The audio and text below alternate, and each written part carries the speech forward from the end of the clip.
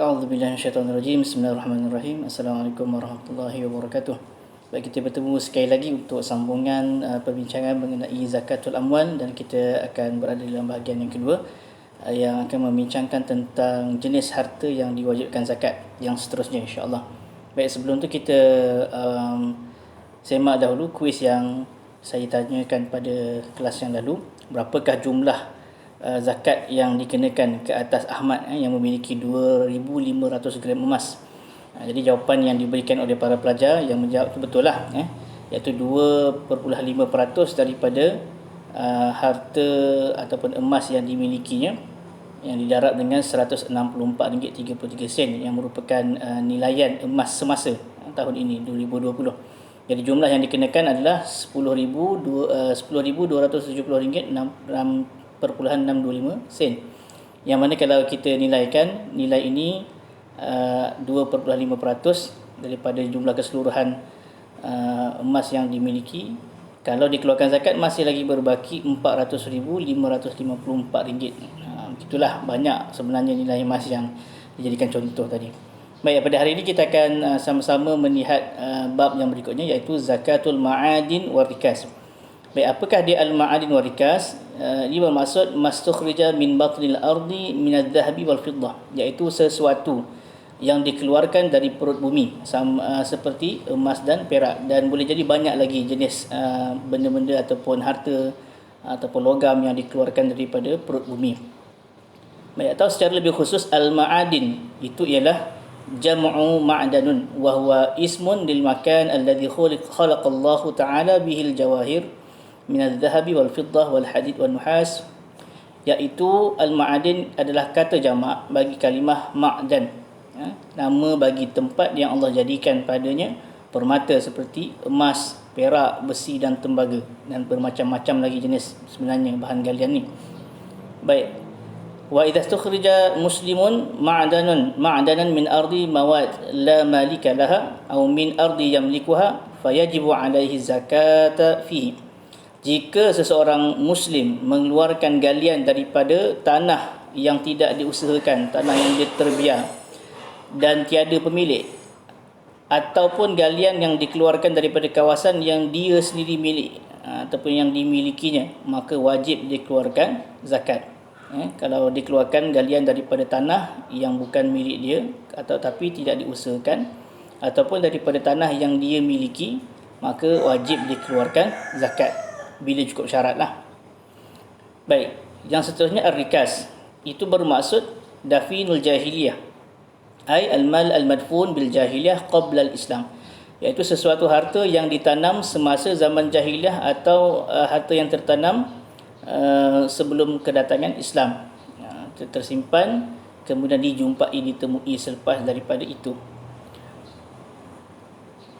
Baik, dalil pensyariatan zakat al-ma'adin wal rikas. Yang pertama daripada Al-Quran, a'udzubillahi minasyaitonirrajim. Bismillahirrahmanirrahim. Ya ayyuhalladzina amanu anfiqu min thayyibati ma kasabtum wa mimma akhrajna lakum minal ard. Sadaqallahul azim.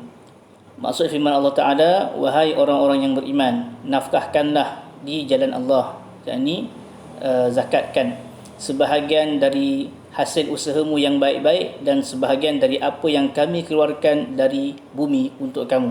Surah Al-Baqarah ayat 267.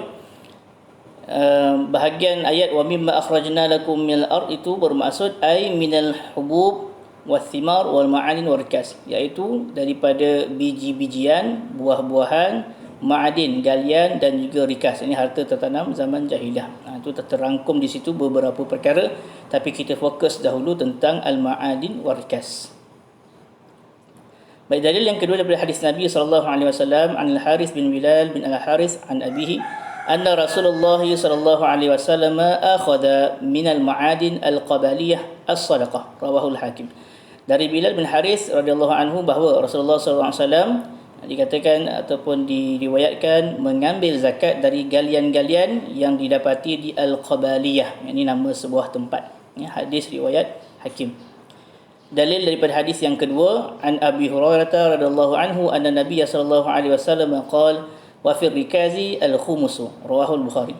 Dari Abu Hurairah bahawa Rasulullah SAW telah bersabda, dan pada harta yang tertanam pada zaman jahiliah itu zakatnya adalah 1/5. Ini menunjukkan kewajipan zakat pada ar-rikas.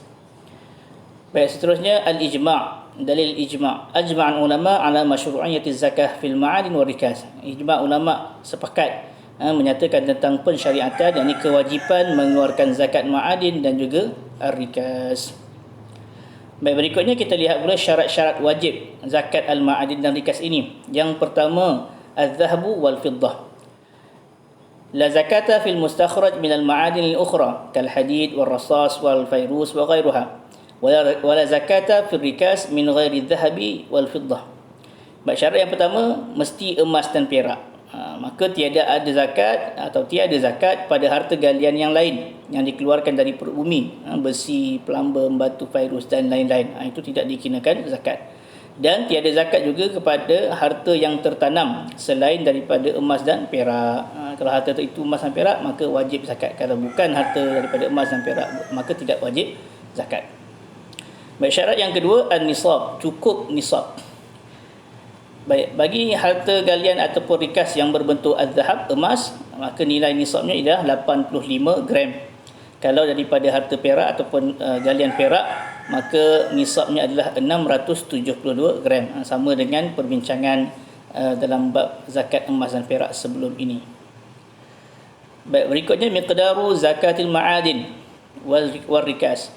Bagi al-ma'adin, berapakah kadarnya? Kadarnya adalah 2.5% dari keseluruhan harta yang digali. Sementara harta yang dijumpai, yang tertanam, adalah 20% daripada keseluruhan harta yang ditemui. Jadi ada perbezaan. Sebab apa? Sebab harta yang digali itu perlu kepada kerja-kerja dan sebagainya. Tetapi harta yang dijumpai ini tak ada banyak sangat kerja, dah terjumpa begitu. Satu ketul harta contohnya, satu peti harta karun contohnya, kalau terdapat di dalamnya emas dan perak, maka wajib dikeluarkan 20%. Tetapi al-ma'adin 2.5% sahaja. Baik, satu soalan. Sekiranya Hamdan mengorek tanah di belakang rumahnya dan dia jumpa timah bernilai RM200,000, adakah Hamdan wajib membayar zakat? Kenapa?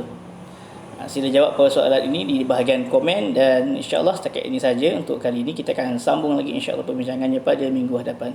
Wallahualam. Assalamualaikum warahmatullahi wabarakatuh.